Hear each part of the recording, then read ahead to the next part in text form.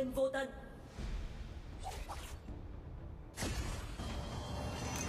Ok, xin chào anh em trở lại với kênh của mình nha. Hôm nay thì mình muốn chia sẻ một tí xíu về cái kèo đấu khi mà đi top biết tướng khắc chế anh em ơi.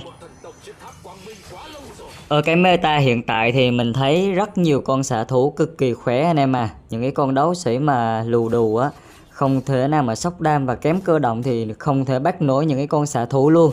Đặc biệt là có những cái món đồ mới và những cái món đồ chuyên cho xạ thủ, nó tăng sức mạnh. Những cái con xạ thủ này quá là ghê gớm anh em à. Tóc biến lên nè, rồi nhưng mà nó vẫn bỏ chạy được cái pha này.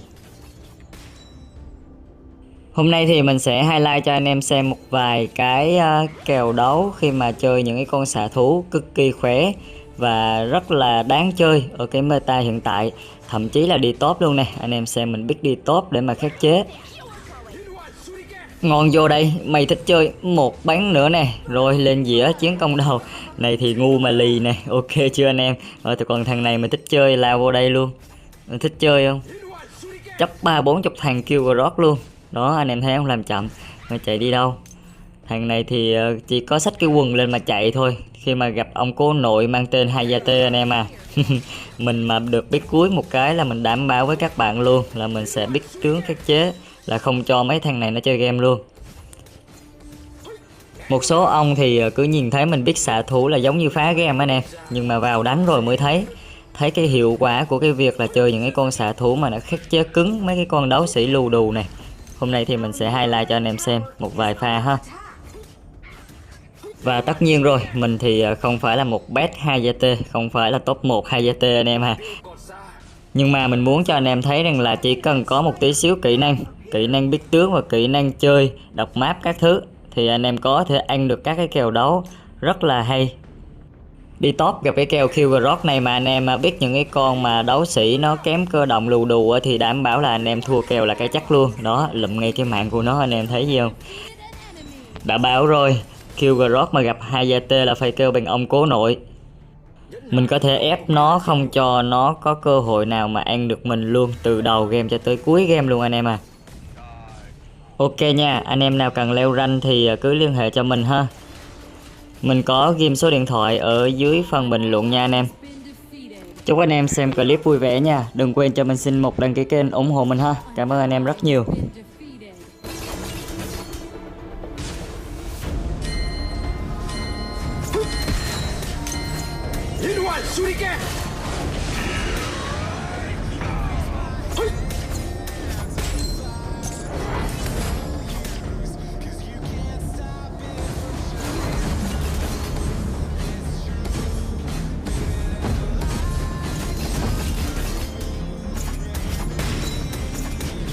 Tấn công trụ. Né đường nào.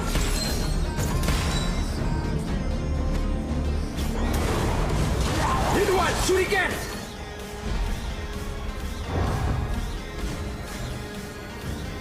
Né đường nào. An enemy has been defeated.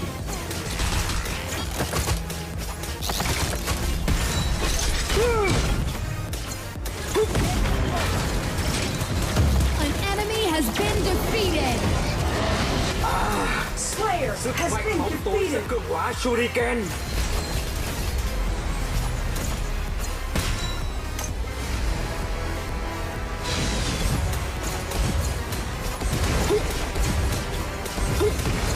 Rút lui.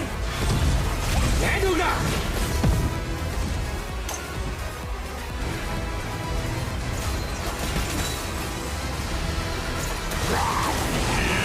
Ultimate.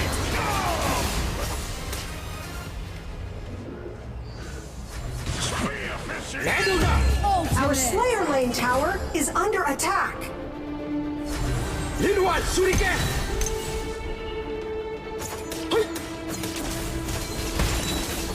Cẩn thận bụi cỏ.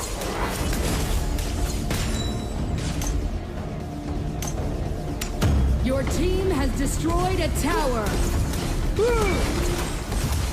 Phải giết bọn tấn công. Your team.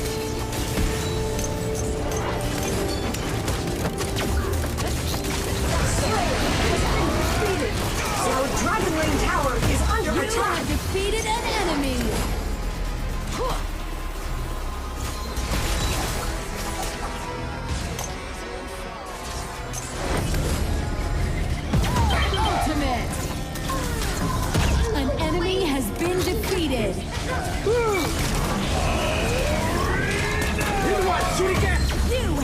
defeated an enemy. Né đường nào.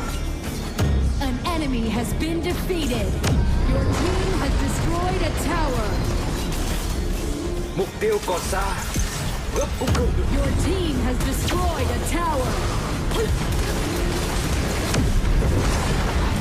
Your team has destroyed a tower. An ally has been defeated. Chiếc tháp Quang Minh quá lâu rồi. An ally has been defeated. An ally has been defeated. Enemy double kill.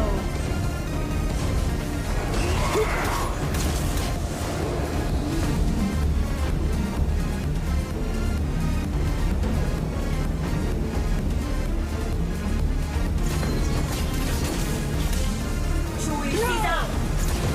Bí thuật. You have defeated an enemy. Shuriken. An enemy has been defeated. Chú ý. Bí thuật. Ultimate.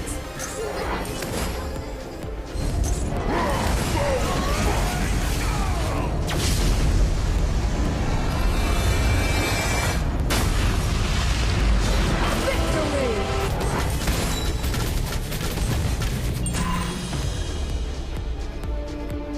Nhân dân cần một An enemy has Our been middle lane defeated. tower is under attack. Enemy ultimate. liên đại. Double kill.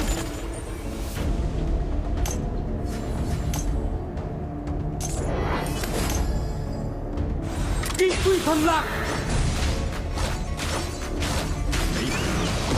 Đó là sức mạnh đoàn kết của người Việt. Ultimate.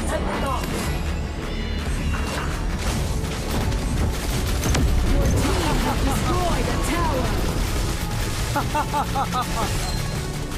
Dragon has been defeated. Liên đại. You have defeated an enemy.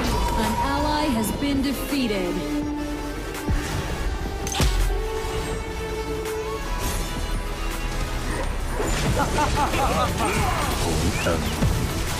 You have defeated an enemy. Double kill. Onslaught. He's out. Bạch phát bách chúng. Shut down. Shut down. Ace. Để mình ăn bùa cho. Chú ý bùa xanh. Liên đại. Để mình ăn bùa cho. Your team has destroyed a tower. Our Slayer lane tower is under attack.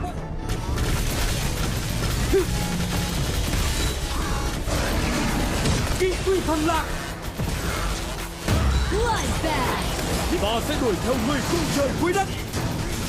Has been Đi khắp destroyed. bạch phát bách chúng. Tấn công. Tấn công. Tấn công.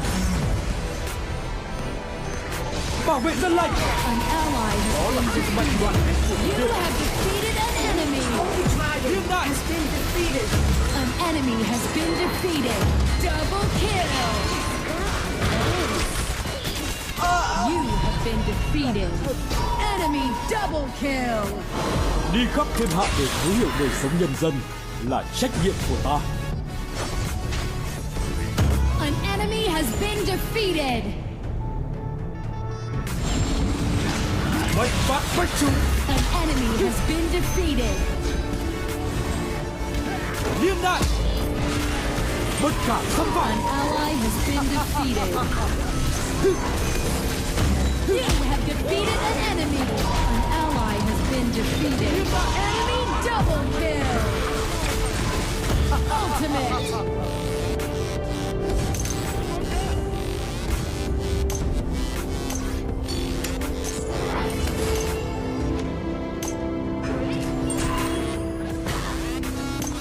Your tower has been destroyed.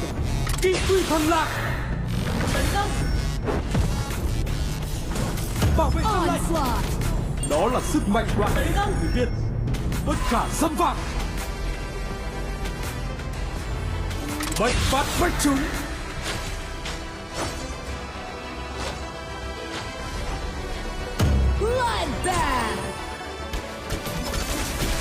Dominating.